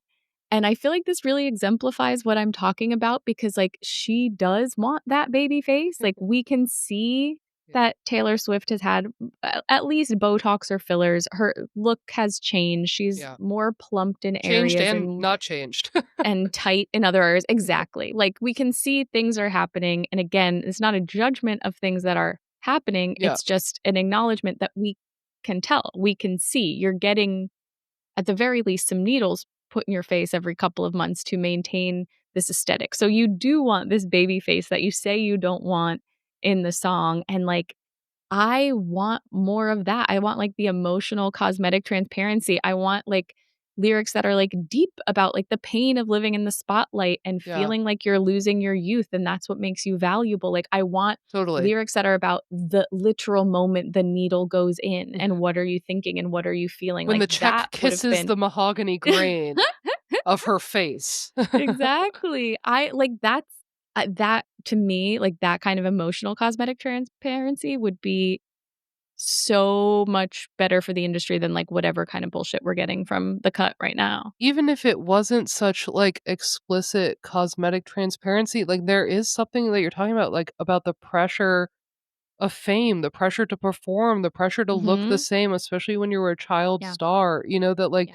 you kind of aren't allowed you simultaneously aren't allowed to age in the public light, and you're also, like, adultified from a very Mhm. young age and infantilized. Like, you get the double-edged sort of, like, you Yes, can't grow yes. up, but you have to be an adult as a child. You're Yeah. sexualized, but you're, like, asexual. Like, you have Mhm. to stay young, but you also, like, there's a stigma against child stars that, like, can't evolve. I don't know, like, that's fu yeah, that's interesting that she does have so many interesting things going on, and she is so, like, the pinnacle of the entertainment industry, which all these themes are swirling around in. I'm like, how can you not mind any of them? Like, why do I have to listen to a song about your boyfriend's erection Oh my for god. 1,000 years? Like, and who is that for? It's so infantile. It feels like it's such a childish way to talk about a relationship Mhm. and sexuality even, and Yeah. even to relate to your own sexuality is like, like, she is our age, essentially, like, Yeah. a year Yeah. younger. Like, what are we doing? What are we doing here? I don't I know. know, I think that's why it, like, feels a little odd to listen to some of these lyrics because it's like the content is perhaps more mature and older, like, she's not explicitly been singing about sex and penises before, but, like, the construction of the content is way more it's Juvenile. childish and yeah, juvenile, It's completely. just So it's baffling kind of to a me. weird it's a weird aesthetic mix for me. And also as an artist, like, do you not want to evolve? Like, do you not wanna grow up and innovate and Yeah, evolve and iterate on what you do is clearly so successful. Like, you have the base formula down. Also, like, honestly, her fans, and my roommate included, like, will listen to whatever you do. Like, there are kind of, yeah. like, no limit, like, they're even this great disappointment for so many of them, like, Mhm. I don't know, it isn't ultimately that big of a like, it's a huge smash hit still, Yeah, so, like, why exactly. not take creative risks? Why not be artistically Mhm. out there and trying things and experimenting, and why are we bashing our fellow pop stars?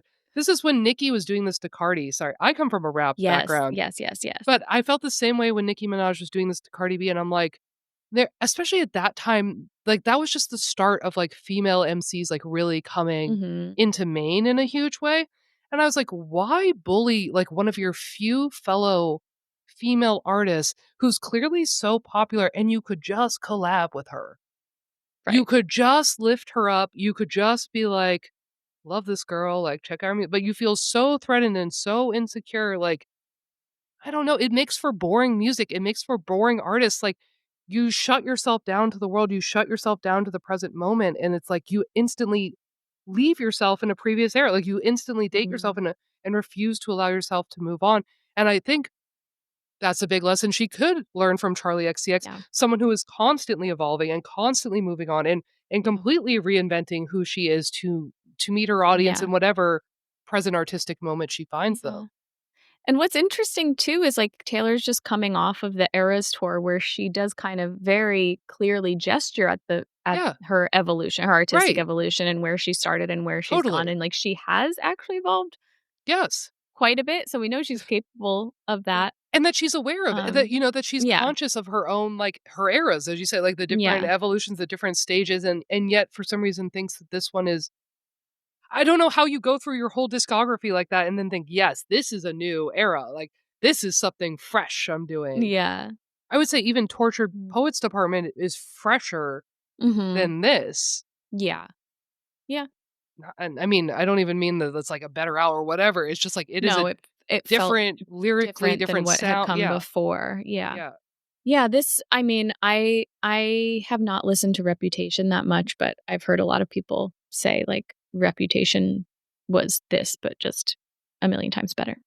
Well, again, I'm not the Taylor fan, I'm not the Taylor my familiarity with Reputation is because of just, like, working in media and the Kim Kardashian and Kanye of it Oh, all. yes. Mhm. But there was but again, there was something about the Reputation area that also felt like very the feud with them, I understand it's founded, but it also just feels very silly and juvenile ultimately to me to have this back and forth about Yeah. what or even needing to seek revenge on these people via your music. It's like or they can just stop existing to you entirely, and, like, is that not kind of the ultimate punishment, especially for 2, like, people who are obsessed with attention and Right. fame is just to pretend that they don't exist in your world, Mhm. like, that to Yeah. me feels like the ultimate punishment for Kim and Kanye. Yeah. And again, I think these are the stakes that we needed in the showgirl era. We needed, "Why can't you step away? Why can't you stop talking about these people when you could, you know, not?" What is the obsession with it to your own detriment at times? Yeah. Like, you were That's clearly, like, compelling fueled art. and Yeah. fired by this. Yes, like, why can't you stop? Why can't you walk Mhm. away? I think that's Yeah. incredibly compelling art. Well, maybe next time. We know she'll have an album out within the year, I'm sure. So, Absolutely, and again, celebrities, hire us. You can just pay mhm. us Hire Emily. to have these conversations, to have these thoughts with you before we do things like this. Save us all a lot of pain, perhaps. Mhm. I think it's time for Okay. our mess of the month. Sure. Well, my mess of the month is Hollywood pumpkin patches. Yes. I'm I need to know concerned. more. I'm just concerned for them, and no one seems to be sharing my concern for them. But there are a few seasonal, like, paparazzi traditions in Hollywood. Like and one of them Mm, Halloween is mhm. a big time for staged paparazzi photos. One that we always do there are these formal, like, theme park nights, like, spooky, haunted, hayride type stuff at, like, Universal Studios or whatever, and all of the big corporations make their celebrities who are under contractual obligation to them go to these nights and, like, get their photograph taken like, Yeah. the Universal Studios Fright Night or whatever. So that's a classic annual tradition, and I've been seeing a few celebrities there, but honestly, not as many as usually go in past years, and I'm like, "Uh-oh, like, what is happening?" And then what's completely fallen off the map entirely is traditionally, every single year, we get a million staged family paparazzi shots of a pumpkin patch, I assume in Yes. Hollywood, I don't know where it is, but it's gotta be somewhere in LA, and they Mhm. all go there, and they all take these elaborate family photos surrounded by pumpkins, and there's been Yeah. literally 0 this year, and I'm so concerned with what's happening, and I don't Wow. understand I literally want someone to do, like, a boots on the ground expose report on Mhm. this and what's happening to this pumpkin patch, because I don't understand if it's like, did we have a bad gourd season? Like, are there not enough I was just gonna pumpkins? say, I think it could be a climate Or change story. is it a climate change story? Or is it just fallen out of favor? Like, it's just not cool? Mhm. I don't know. I feel like it's, like, very family friendly for, like, celebs who have children. I, like, Yeah. can picture this amalgamation image in my head of, like, Yes. posing with your kids at the And they pumpkin always patch. have these little, like, coordinated family outfits, Mhm. and they, like, pop the Completely. kids up on some extra big pumpkins, and Yeah. everyone's glammed to the max, and they Yeah. call the paparazzo to be there, and literally not one. I haven't seen one all month, Wow. and it's just making me Wow. very I'm very alarmed, and I don't know why it's happening.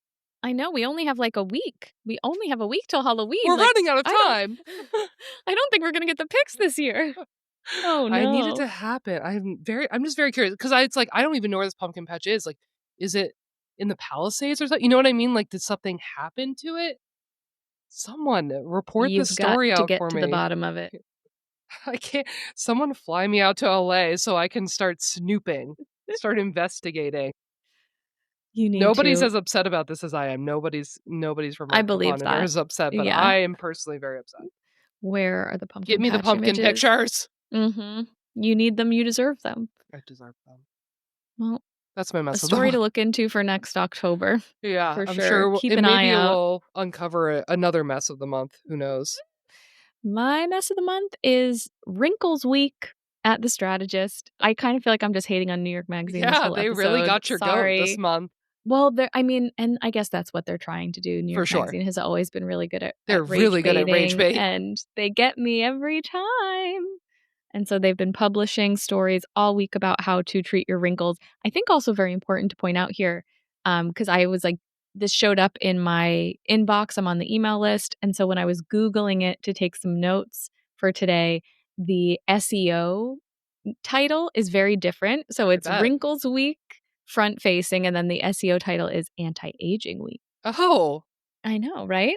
because I was gonna say, with Wrinkles Week, are they presenting any No, people no, who are like, "Love my nope, wrinkles, can't get enough nope, of them, no. It's wanna be wrinkly to the max"? how to deal with wrinkles of all different kinds. There's What if I like don't wanna deal with them?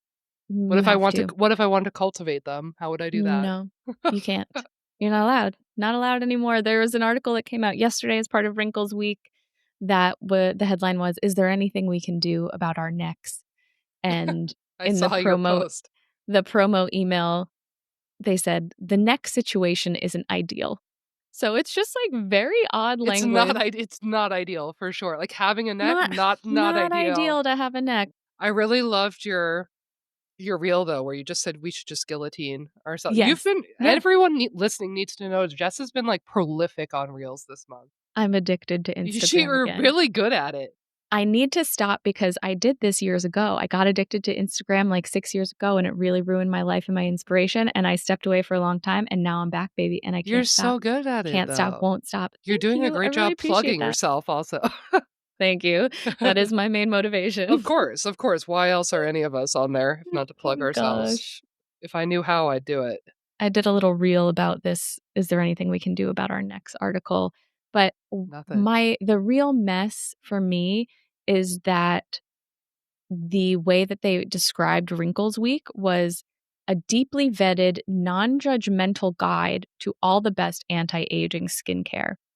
And the word I really want to focus on is non-judgmental. Right? It kills me because there is no such thing as non-judgment in beauty. Right. Beauty itself is a judgment. Like when Kant is theorizing beauty, the name of his book is Critique of Judgment. Beauty is a Right. judgment. But also so is anti-aging. Even to use the Exactly. word Like these are all anti-aging is a judgments judgment. completely. And then it's like, so when you say, I won't judge your anti aging routine, you're actually treating the judgment that begets anti aging, which is Right. the judgment of women and the judgment of age and the judgment of wrinkles looking Right. bad or being something to be fixed and erased. You're treating that judgment as a neutral truth rather than a negative judgment Right. because it's not neutral to say, Right, you've already taken a stance. yes, the stance is the one that's not articulated, which is just assumed to be the neutral truth for everyone, which is that wrinkles are undesirable. Right. That's really wild. Like, I know that is just kind of the nature, but when you really think about the language that they're like judgmental and the judgment inherent in Yeah. it. Like when we say no judgment for anyone who's getting work done or something, Yeah. that always bugs me because it's actually saying I'm totally fine with the judgment that is making people get work done. I am on the side of Yeah. the judgment that makes people feel they need to change their bodies in these specific ways. Right. Like the judgment is always there. The judgment always exists. Human beings are always judging. Right. You can't really have non-judgment. Right, because we have values inherent in all of these. Like, we made it Yeah. like a value, like a moral position too. Yes. A moral position and a value proposition, Yeah. and, like, that's just always there. So I really find that frustrating, and I just also just think It's it's, also like, bad copy. it's bad copy. I feel it's just a depressing turn for, like, a women's vertical that used to be, like, vaguely feminist, at least to be promoting, like, the most sexist and ageist beauty ideals that we have and, like, just Yeah. calling it, like, fun and empowerment or health or hygiene or just, like, even worse, like, "This is what we're doing now, you can't escape it," instead of, like, pushing back on any of this. Yeah, it's very odd, and it also they've been having the cut has been having a real, like, kind of Like, all this stuff to me is a real advertorial bent, like, kind of a Mhm. weird, like, hidden spawn con these weeks that they've been doing Mhm. to me read like, yeah, you're promoting, if not a Yeah, product, like, kind of a weird agenda that sells products for sure, you know, like completely. And I mean, obviously, like, all of these articles are full of affiliate links this well, of week, like, course. so Websites only exist because of affiliate links these mhm, days. I don't know if people know that, but we literally only completely. have media to sell you things through affiliate links. It wouldn't exist otherwise. And ads. We sell you things through affiliate links and ads, don't forget.